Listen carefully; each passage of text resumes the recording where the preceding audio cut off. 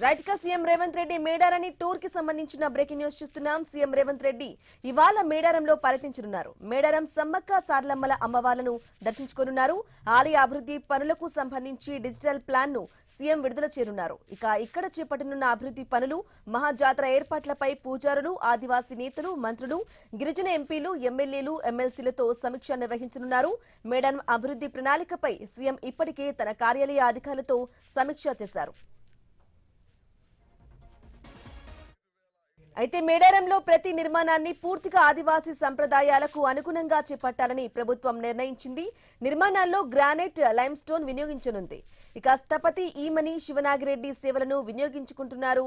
గద్దెల ప్రాంగణాన్ని విస్తరించనున్నారు. ద్వారాలు, స్వాగత తోరణాల సంఖ్య ఎత్తు పెంచనున్నారు. స్వాగత తోరణాల ఎత్తు దాదాపు 40 అడుగులకు పెంచాలని యోచిస్తున్నారు. తోపులాటకు నివారణకు క్యూలైన్లను మరింత పటిష్టం చేయనున్నారు. అలాగే గద్దెల చుట్టూ ఉన్న ప్రదేశం ఎత్తు పెంచి ర్యాంపు నిర్మించనున్నారు.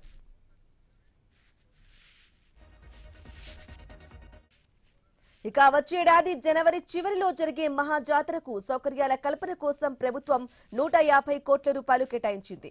మేడారంతో పాటు చుట్టుపక్కల గ్రామాల్లో రోడ్ల విస్తరణ, వంతెనలు, కాలువల నిర్మాణానికి 91 కోట్లు ఖర్చు చేయనున్నారు. మిగతా నిధులతో పారిశుద్ధ్యం, తాగునీరు, విద్యుత్తు తదితర సౌకర్యాలు కల్పించనున్నారు.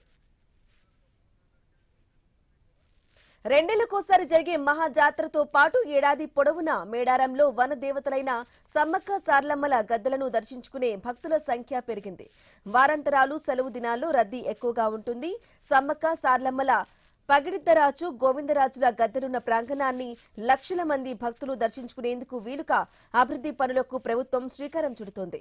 జాతర ప్రాశస్తానికి తగ్గట్లుగా భారీ స్వాగత తోరణాల నిర్మాణంతో పాటు గద్దెల వద్దకు భక్తులు సులువుగా చేరుకునేలా, దర్శనం చేసుకునేలా, బెల్లం సమర్పించేలా, జంపన్న వాగులో స్నానాలు ఆచరించేలా శాశ్వత పరిష్కారాలు, సౌకర్యాలు కల్పించాలని నిర్ణయించింది.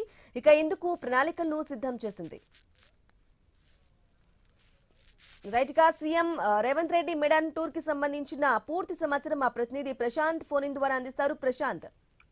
ఎస్ బ్రాహ్మణి, ఆసియా ఖండంలోనే అతిపెద్ద ఆదివాసీ గిరిజన జాతర అయిన మేడారం సమ్మక్క సార్లమ్మ జాతరకు ఈసారి ప్రభుత్వం 6 నెలల ముందుగానే 150 కోట్ల రూపాయలతోటి అన్ని శాశ్వత ప్రాతిపదికన పనుల కోసం అయితే నిధులు కేటాయించింది. ఈ నిధులను కూడా ప్రత్యక్షంగా సీఎం రేవంత్ రెడ్డి ఇప్పటికే అటు సెక్రటరియట్ లో ఒకసారి అధికారులతోటి, అటు దేవాదాయ, ధర్మాదాయ, రోడ్లు, భవనాలు, అదేవిధంగా నీటిపారుదల శాఖ మంత్రులతోటి ఇటు రివ్యూ చేశాడు. దానిపైన క్షేత్రస్థాయిలో పరిశీలించి పనులను ఖరారు చేయడానికి నేరుగా సీఎంఏ వస్తున్నాడు. కొద్దిసేపటి క్రితమే బేగంపేట ఎయిర్పోర్ట్ కు చేరుకున్నాడు. మరి కాసేపట్లో ప్రత్యేక హెలికాప్టర్ లో మేడారంకు చేరుకుంటాడు. 12:30కు అక్కడికి చేరుకొని తొలుత అమ్మవార్లను దర్శించుకొని అనంతరము అక్కడ అధికారులతోటి, ముఖ్యంగా అటు ఆదివాసీ పూజారులతోటి నేరుగా ఇంటరాక్ట్ అవుతాడు. అక్కడ ఆదివాసీ సాంప్రదాయాలకు సంబంధించిన గద్దెల ప్రాశస్త్యం కావచ్చు, అక్కడ జరగబోయే నూతన నిర్మాణాలలో కూడా పూర్తిగా ఆదివాసీ సాంప్రదాయాలు ఉట్టిపడేలాగా చేసేందుకు అటు ఆదివాసీ పూజారుల సలహాలు, సూచనలు తీసుకొని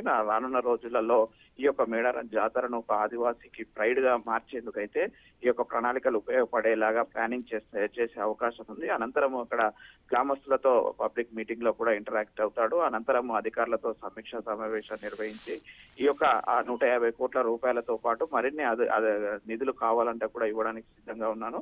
కానీ ప్రతిదీ కూడా శాశ్వత ప్రాతిపదికన, యుద్ధ ప్రాతిపదికన వచ్చే జనవరి చివరి మాసంలో ఉన్నటువంటి ఈ యొక్క జాతర పనులు అయితే ముందస్తుగానే పూర్తి చేయాలి. అవసరమైతే జాతరకు మళ్ళీ ప్రత్యేక బడ్జెట్ కేటాయిస్తాను. కానీ ఈ యొక్క పనులను ఈ క్షేత్రస్థాయిలో ఈరోజు పరిశీలించి ఇటు ముఖ్యంగా జంపన్న వాగు నుంచి అటు గద్దెల వద్ద అమ్మవార్ల పుట్టు సమ్మక్క, సారక్క, పగిడిద్దరాజు, గోవిందరాజుల యొక్క గద్దెల ప్రాంగణాన్ని విస్తీర్ణ చేయడము, ఆ విస్తీర్ణలో కూడా విశాలమైనటువంటి ప్రదేశంగా ఉండాలి. అటు కాంపౌండ్ కావచ్చు, ఆర్చ్ కావచ్చు, అన్ని కూడా గతంతో పోల్చుకున్న వాటిని హైట్ పెంచేసి ఇప్పుడు రాబోయే తరాలకు ఎక్కువగా పెరుగుతున్న జనాలకు అనుగుణంగా అట్లైన్లు కావచ్చు, కాంపౌండ్ వాళ్ళు కావచ్చు, గేట్లు కావచ్చు, ప్రధాన 4 ద్వారాలు కూడా ప్రత్యేకంగా ఉండేలాగా ఆ ప్రత్యేకత ఏర్పాటు చేసేటువంటి ద్వారాలు కావచ్చు, అటు కాంపౌండ్లలో కూడా పూర్తిగా ఆదివాసీ సాంప్రదాయాలు నమూనాలనే ఖరారు చేసే అవకాశం ఉంది. అనంతరం ఇప్పటి వరకు అక్కడ కలెక్టర్ బంగ్లా కావచ్చు, పోలీస్ కమాండ్ కంట్రోల్, శాశ్వత భవన్ భవనాలు ఉన్నాయి. వాటికి అనుగుణంగా మరిన్ని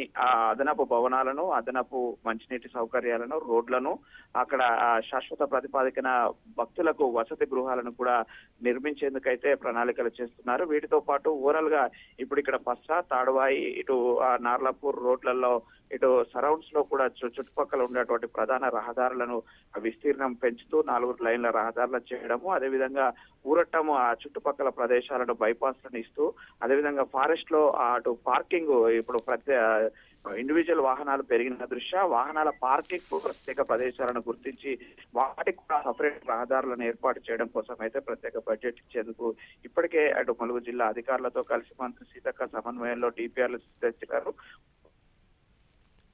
okay right Prashant, thank you for the updates.